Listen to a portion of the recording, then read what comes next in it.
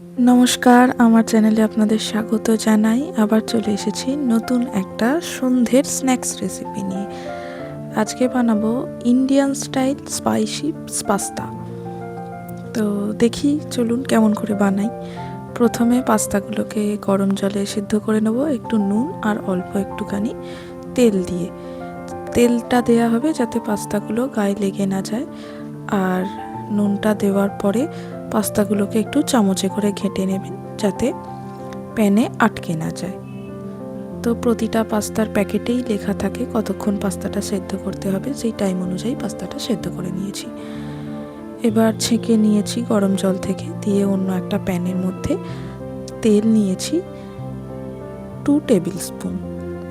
ওর মধ্যে কেটে রাখা সমস্ত রকম সবজি, যেমন আমি তো সবেতেই একটু আলু দিতে ভালোবাসি, তো আলু দিয়েছি, ক্যাপসিকাম, গাজর, পেঁয়াজ, এই সমস্ত সবজিগুলো সরু সরু করে কুচিয়ে নিয়েছি, সেগুলো তেলের মধ্যে দিয়ে দিয়েছি। এরপর ওগুলোকে ভালো করে একটু নুন হলুদ দিয়ে ভেজে নেব।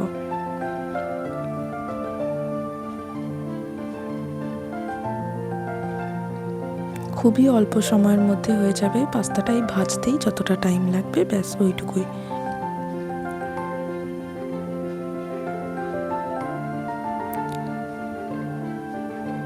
ঠান্ডার দিনে চটজলদি সন্ধেবেলা যদি কিছু খেতে ইচ্ছা করে তাহলে আপনারা এটা ট্রাই করে দেখতে পারেন।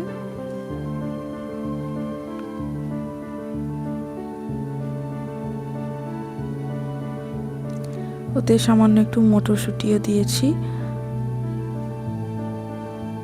আর অল্প একটু কাঁচা লঙ্কা দেব।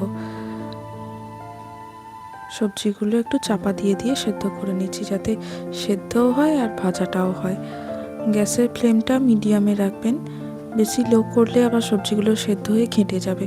যাতে ঝরঝরে ভাজা হয় তার জন্য হাই বা মিডিয়ামের মধ্যেই রাখতে পারেন, চাপা দিয়ে দিয়ে ভাজবেন, ভাজা হয়ে যাবে।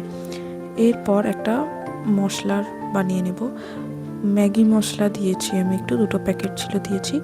তার মধ্যে একটু লঙ্কা গুঁড়ো, ধনে গুঁড়ো, জিরে গুঁড়ো এইসব দিয়েছি আর কি।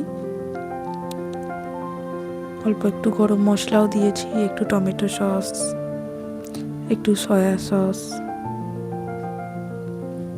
একটু ভিনিগার, সমস্তটা দিয়ে অল্প একটু জল দিয়ে ভালো করে মিশিয়ে নিয়েছি। ব্যাস মশলা তো তৈরি হয়ে গেল। এরপরে আবারও শুধু ভেজেই যেতে হবে। মশলাটা দেখছেন কালার, সবজিটা দেখছেন কালার চেঞ্জ হয়ে গেছে।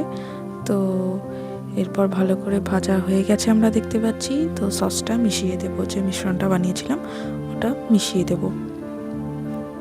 বাটিটা ধুয়ে সামান্য 1 চিমটি একটু জল দিয়েছি। তো এটা ভালো করে মিশিয়ে নিয়ে এরপর আগে থেকে সেদ্ধ করে রাখা পাস্তাটা দিয়ে দেব।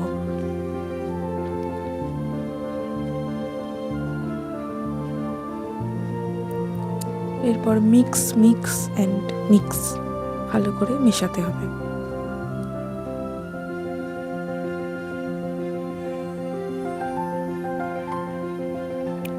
এর মধ্যে ধনে পাতা ছড়িয়ে দেবো ওপর দিয়ে। আপনারা চাইলে একটু গোলমরিচও দিতে পারেন।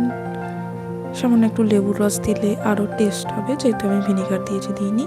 তো একদম রেডি আমার শীতকালের সন্ধেবেলার ঝাল ঝাল পাস্তা রেসিপি।